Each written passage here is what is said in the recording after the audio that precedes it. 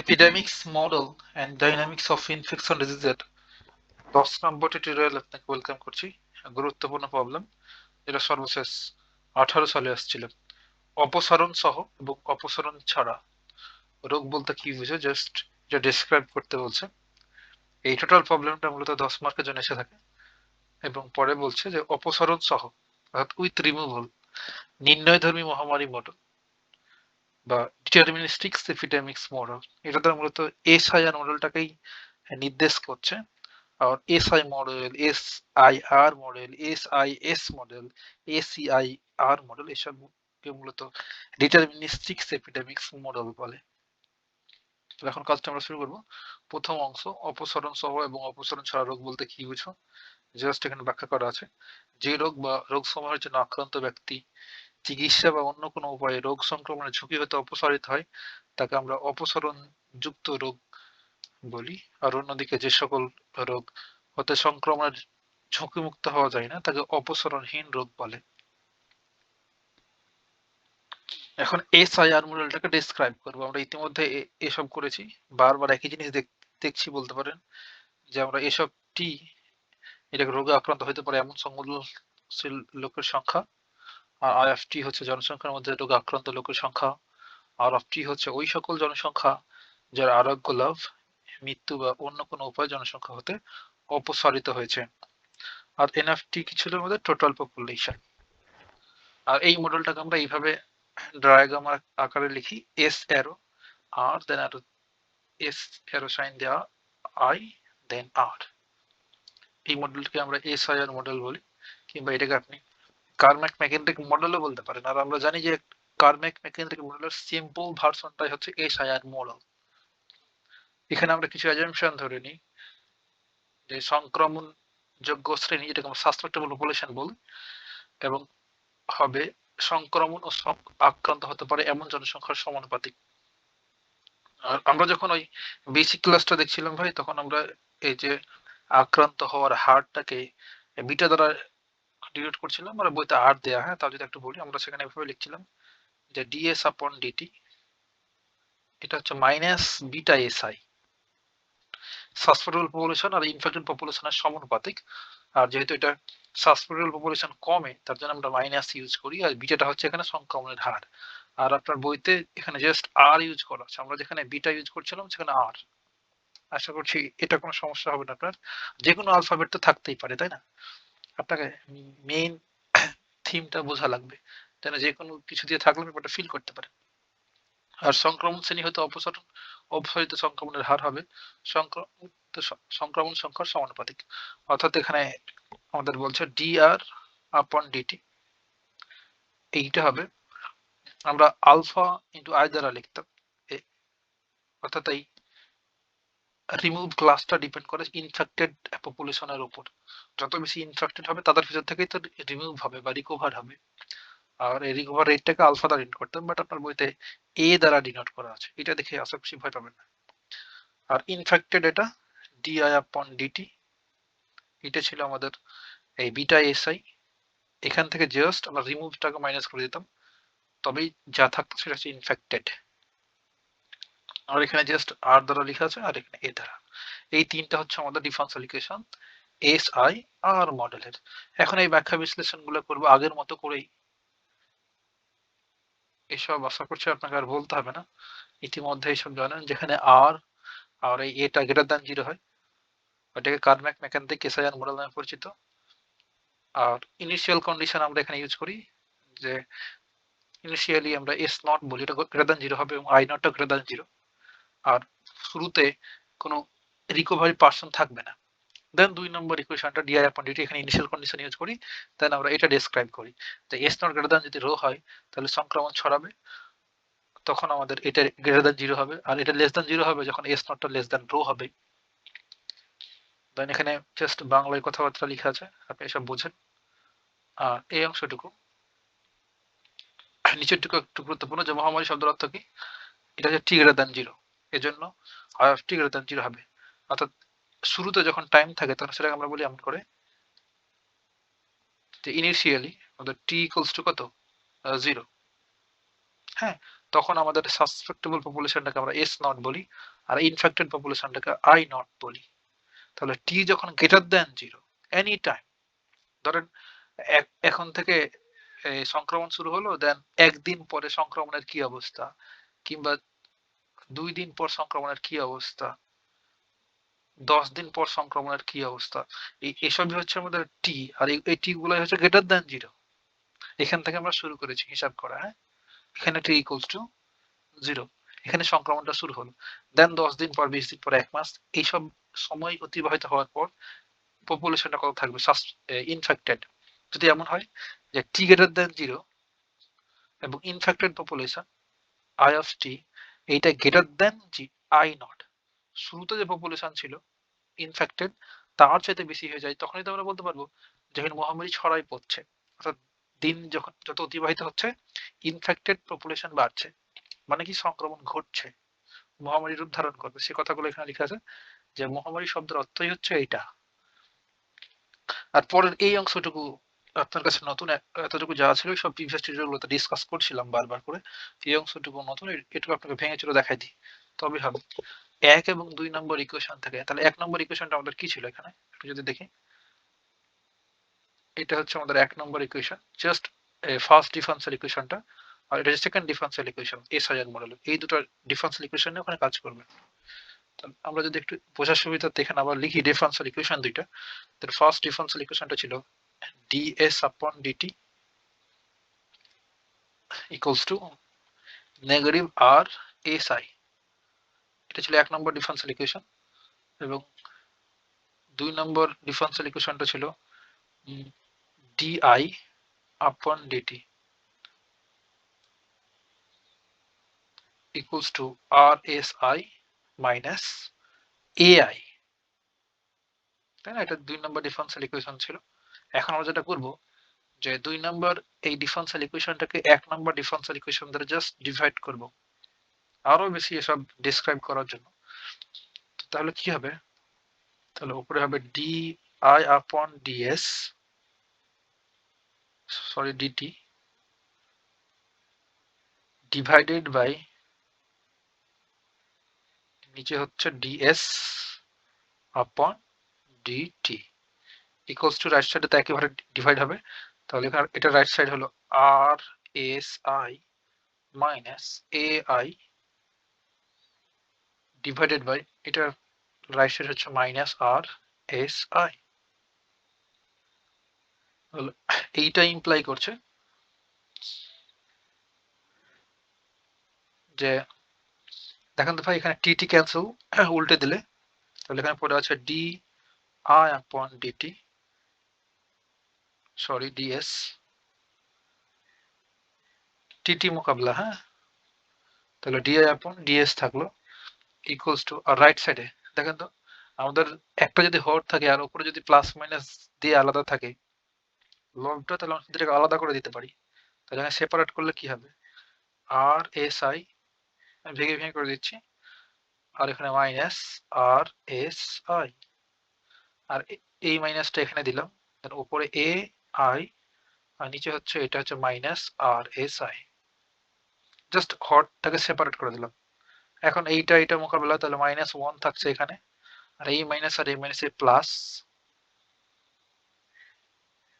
উপরে থাকছে A I আর নিচে হচ্ছে আর এস আই।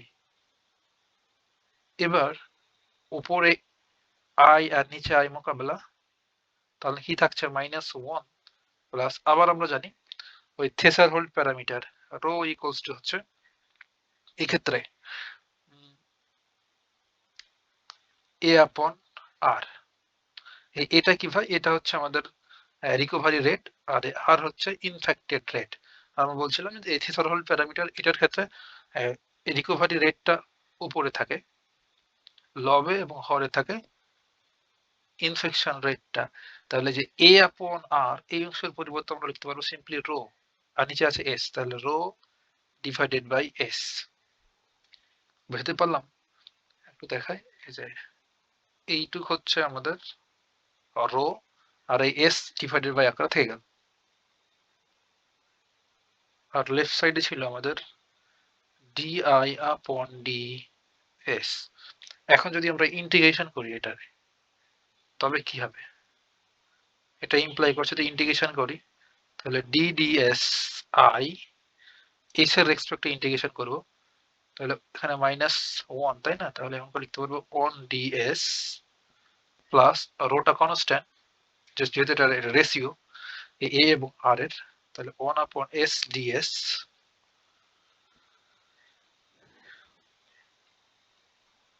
এইটা ইমপ্লাই করছে এখানে আমাদের ইন্টিগ্রেশন আর ডেরিভেটিভ অপোজিট, তাহলে দুটো কেটে গেল, শুধুমাত্র আই পড়ে থাকলো ইকুয়ালস টু, আর 1 এর ইন্টিগ্রেশনটা হচ্ছে এস, এস এর রেসপেক্টে প্লাস রো জায়গায় থাকলো 1 বাই এস এর সমাকলন হচ্ছে লন এস। আর একটা আমাদের ইন্টিগ্রেটিং কনস্ট্যান্ট লাগবে, ধরো ইন্টিগ্রেটিং কনস্ট্যান্টটাকে আমরা C O N S T বা কনস্ট্যান্ট লিখে রাখলাম, কিংবা সিম্পলি ক্যাপিটাল সি দ্বারা আপনি ডিনোট করতে পারেন। এই যে এখানে আমাদের জাস্ট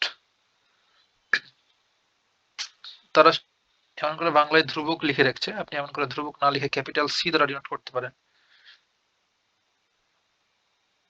হ্যাঁ, এখন এইটা হচ্ছে আমাদের কত নাম্বার ইকুয়েশন? ধরেন এটা আমরা 6 নাম্বার ইকুয়েশন বললাম, তারা এখানে 6 নাম্বার ইকুয়েশন দিয়ে রেখেছে, বাট আমরা ধরেন এটাকে বললাম 6 নাম্বার ইকুয়েশন, যেহেতু আগে 5টা পর্যন্ত ইকুয়েশন দেয়া আছে। আপনি আগে যা আছে সবগুলো লিখবেন কিন্তু ভাই, এই প্রিভিয়াস পেজে যা আছে সব লিখবেন এসব। এই যে এখানে 5 নম্বর ইকুয়েশন পর্যন্ত এই টোটাল অংশটুকু আপনি লিখবেন, দেন আমি এখানে এই পাঁচটা যা করছি এগুলো লিখবেন। এই লেফট সাইডে এগুলো আপনি না দেখলে হবে, বাট এই 5 নম্বর ইকুয়েশন পর্যন্ত লেখার পর আমি এই পেজে যা করছি আপনি সেসব করবেন। এখান থেকে যে 2 নম্বর ইকুয়েশনটাকে 1 নম্বর দ্বারা ডিভাইড করলাম, দেন এমন আকৃতি আসলো, দেন এটার বলছি 6 নম্বর ইকুয়েশন। দেন আমাদের এই যে কনস্ট্যান্ট সি পেয়েছি না, এই কনস্ট্যান্ট সিটাকে নাই করব। এই কনস্ট্যান্ট সি কে নাই করার জন্য আমরা ইনিশিয়াল কন্ডিশন ইউজ করব। আপনি হয়তো এতক্ষণে বুঝে গেছেন যে ভাই প্রতিটা প্রবলেমের ক্ষেত্রে আমরা কনস্ট্যান্ট বের করতে গেলে ইনিশিয়াল কন্ডিশন ইউজ করি। এটা হচ্ছে ডিফারেনশিয়াল ইকুয়েশন সলভ করার একটা ওয়ে। তাহলে আমরা ইনিশিয়াল কন্ডিশন যদি এখানে ইউজ করি তাহলে কি হবে? কিংবা চাইলে এটার আর এক লাইন ক্যালকুলেশন করে 6 নম্বর ইকুয়েশন দিতে পারতে, তাহলে ব্যাপারটা ভালো হবে। হ্যাঁ, এখানে দিলাম সি, তো আমরা এই যে আইটাকে লেফট সাইডে রাখলাম আর বাকি ডান পাশে আছে সব লেফট সাইডে নিয়ে চলে আসলাম। মাইনাস এসটা পজিটিভ এসে গেল, মাইনাস রো লন এস, আর রাইট সাইডে শুধুমাত্র সি থাকলো। এটার বুঝি 6 নম্বর ইকুয়েশন, আমাদের কাছে চান্স সিটাকে ফাইন্ড আউট করা। তাহলে সি বের করার জন্য আমরা 6 এ ইনিশিয়াল কন্ডিশন ইউজ করব, আদি সত্য বা ইনিশিয়াল কন্ডিশন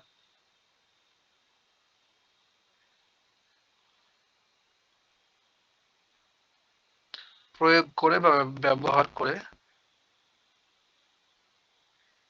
6 হতে আমরা কি পাবো? কনস্ট্যান্ট সি এর ভ্যালুটা পেয়ে যাব। তাহলে আমরা এই আই ইনিশিয়ালি আই কে কি বলি? আই নট বলি, প্লাস ইনিশিয়ালি এস কে কি বলি? এস নট বলি, মাইনাস রো লন ইনিশিয়ালি আমরা এস কে বলি এস নট, তাই না? একদম তাই, ইকুয়ালস টু সি। এটা দ্বারা কি মিন করছে ভাই? দেয়ারফর আমরা সি ইকুয়ালস টু তো এটাই পাইলাম যে I naught plus S naught minus rho ln S naught, এই সি ইকুয়ালস টু পাইলাম না? এখানে সি এর ভ্যালুটা আমরা এখন 6 নম্বর ইকুয়েশনে বসাই দেবো। তো এখন আপনি লিখবেন সি এর মান 6 এ বসিয়ে পাই, সি এর মান 6 এ বসিয়ে 6 নম্বর ইকুয়েশনে সি এর ভ্যালুগুলো পুট করলে কি হবে? আমাদের লেফট সাইডে ছিল I plus S minus rho ln S equals to এই সি, সি এর জায়গাতে এই টোটাল অংশটুকু বসাই দেবো। জাস্ট সি এর জায়গাতে I naught plus S naught minus rho ln S naught. এইটাকে আমরা বলতে পারি 7 নম্বর ইকুয়েশন। হ্যাঁ, আর আমরা এই যে এস এর পোর্শনে এস নট পুট করলাম, আই এর জায়গাতে আই নট পুট করলাম, বাট এখানে আর বলে কিছু নাই, কারণ ইনিশিয়ালি বা আদিতে আমরা জানি যে R of zero equals to zero initially, তার জন্য এখানে আর এর কোনো টার্ম নাই। বুঝতে পারলাম?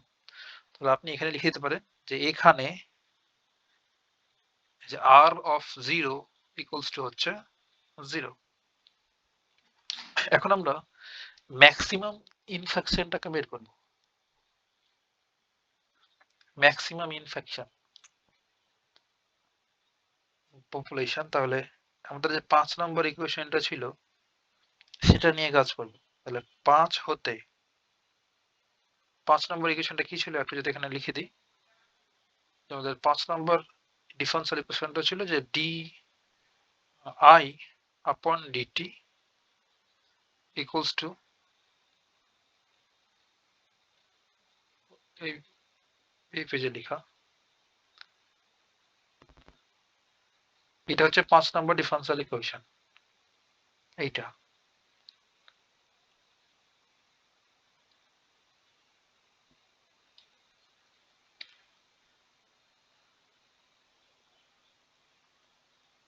I into R S minus A, এটা ছিল 5 নম্বর ডিফারেন্সিয়াল ইকুয়েশন। এখন 5 নম্বর হতে আমরা বলতে পারি যে আই তখন ম্যাক্সিমাম হবে, আই বা ইনফেক্টেড পপুলেশন এটা সর্বোচ্চ হবে যদি ডিআই আপন ডিটি ইকুয়ালস টু জিরো হয়। আপনার হয়তো ভাই এটা বুঝতে কষ্ট হচ্ছে যে ডিআই আপন ডিটি সব ইকুয়ালস টু জিরো, তখন আই ম্যাক্সিমাম কেমনে হলো? তাহলে এইটা আমাদের ফিল করতে গেলে এই কার্ভটা আবার নিয়ে আসতে হবে। হ্যাঁ, কোথায় জানি কার্ভটা ছিল, এই যে এটা, এটা একটু ওইখানে নিয়ে যাব।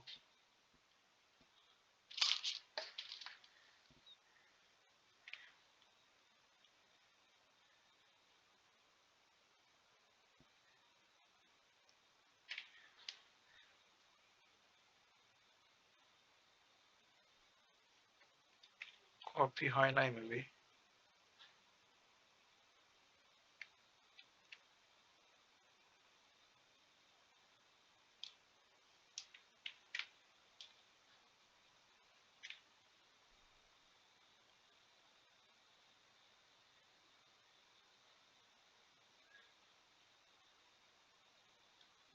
কপি হচ্ছে না।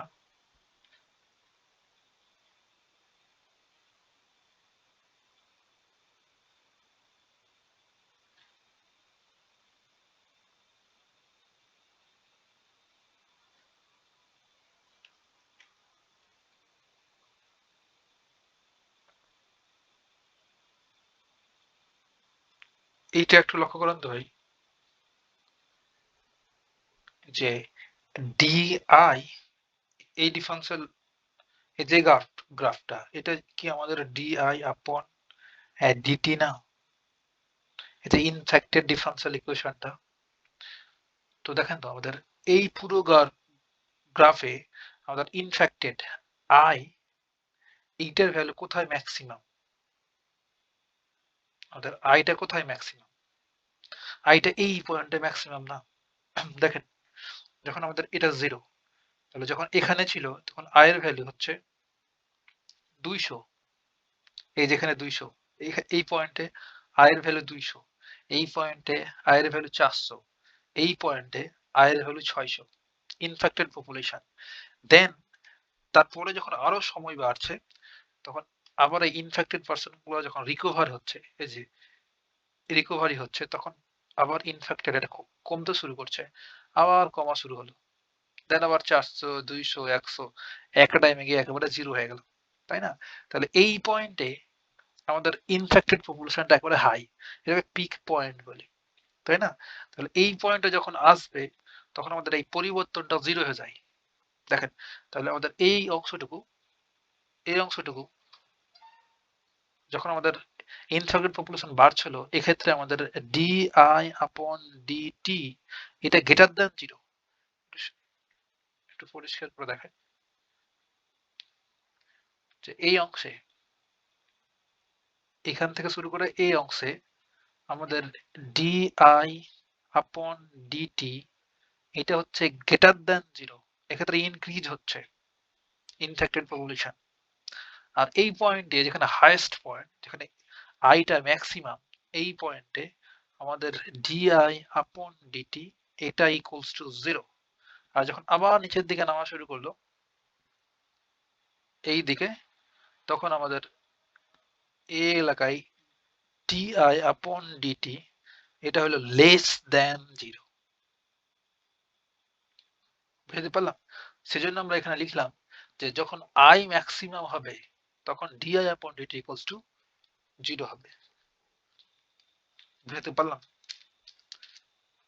হ্যাঁ, এখন এই ডিআই আপন ডিটি এটা সমান কত? এই রাইট সাইড অংশটুকু লিখে ফেলবো যে I into R S minus এ।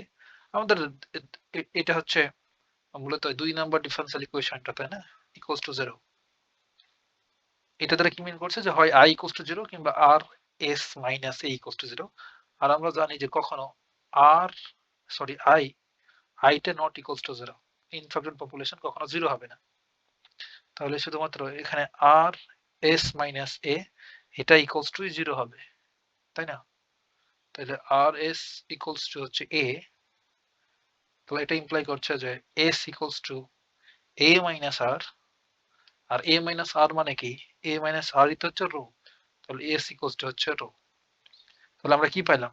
আর যখন ম্যাক্সিমাম তখন আমরা লিখতে পারবো যে এস ইকুয়ালস টু রো।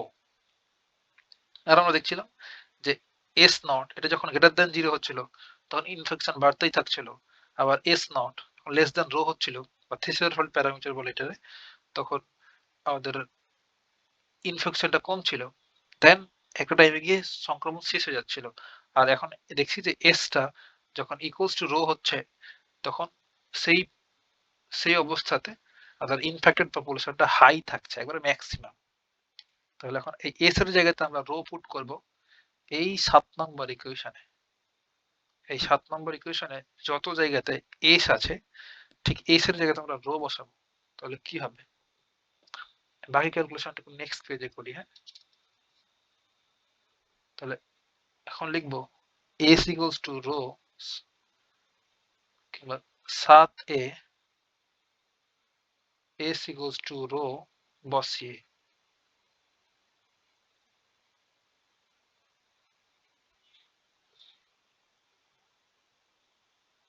তাহলে যখন রো বসাবো তখন একটু দেখাই 7 নম্বর ইকুয়েশনটা।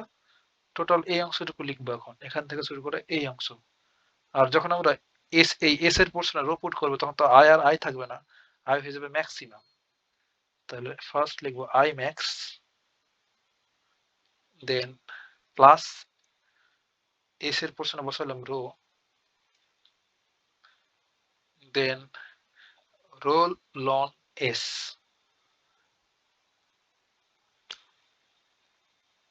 মাইনাস রো লন এই এস এর পোর্শনে আমরা বসে দিলাম রো। এই দেখেন এখানে ছিল এস, এই এস এর জায়গাতে বসালাম রো, ইকুয়ালস টু ডান পাশে যা ছিল তাই।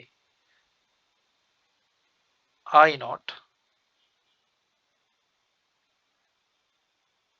Plus S naught minus rho ln S naught. এখন আমরা এখান থেকে জাস্ট আই ম্যাক্সটা বের করব, ম্যাক্সিমাম ইনফেক্টেডটা। তাহলে বাকি সবগুলো ডান পাশে পার করে দিতে হবে। তাহলে এইটারে ডান পাশে পার করলে কি হবে? রো লন রো, এই প্লাসটা এই পাশে গিয়ে মাইনাস রো, আর এখানে plus I naught plus S naught minus rho ln S naught. এখন দেখেন তো ভাই যে আমরা আই নটটা জায়গায় রাখলাম আর সাথে এই এস নট প্লাস জায়গায় রাখলাম, আর এখানে মাইনাস রো থাকলো জায়গায়, আর এখানে আছে প্লাস রো লন রো, এখন minus rho ln S naught. আর যদি আমাদের আর অফ 0 ইকুয়ালস টু 0 হয় ইনিশিয়ালি, তবে আমরা এসআইআর মডেলে কি জানি? এসআইআর মডেলে জানি যে S naught plus I naught plus R equals to কত? এন, টোটাল পপুলেশন, তাই না? তাহলে এটা যেহেতু 0, তাহলে S naught plus I naught equals to কি লিখতে পারবো? Total population N.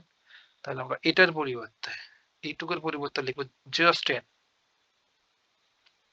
মাইনাস, এই রোটা জায়গায় থাকলো। আর এই দুটাতে আমরা প্রপার্টিজ অফ লগারিদম ইউজ করতে পারি।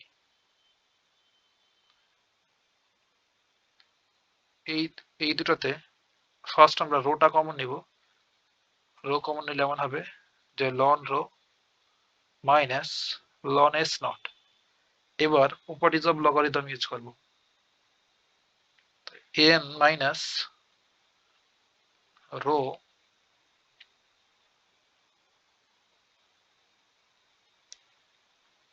প্লাস রো, এটা লিখতে পারবো ln rho upon S naught, তাই না? প্রপার্টিজ অফ লগারিদম, এটাই হচ্ছে আমাদের আই ম্যাক্স। আর যেখানে এন পুট করলাম এই পাশে লিখে দিতে পারি, যেখানে এন ইকুয়ালস টু হচ্ছে S naught plus I not. এখান থেকে আমরা কনক্লুশনে আসতে পারি ভাই যে কেস এক, তো দুইটা কেস হইতে পারে যে যখন আই নট এইটা গ্রেটার দেন 0 এবং যে এস নট এইটা গ্রেটার দেন রো হয়, তখন রোগ বাড়বে এবং মহামারী হবে। আর কেস টু, আর মহামারী বাড়বে মানে কি ভাই? আই যে ছিল আমাদের ইনফেক্টেড পপুলেশন, এইটা শুরুতে যে ইনফেক্টেড পপুলেশন আই নট হতে বৃদ্ধি পাবে। আর যখন আমাদের এস নট এটা লেস দেন রো হবে, থেসারহোল্ড প্যারামিটারটা, তাহলে আমাদের রোগটা ছড়াবে না, এক্ষেত্রে রোগ ছড়াবে না। এবং আইটা যেটা ইনফেক্টেড পপুলেশন, এইটা আই নট যে ইনিশিয়াল যে ইনফেক্টেড পপুলেশন এর চাইতে হ্রাস পাবে, এত হতে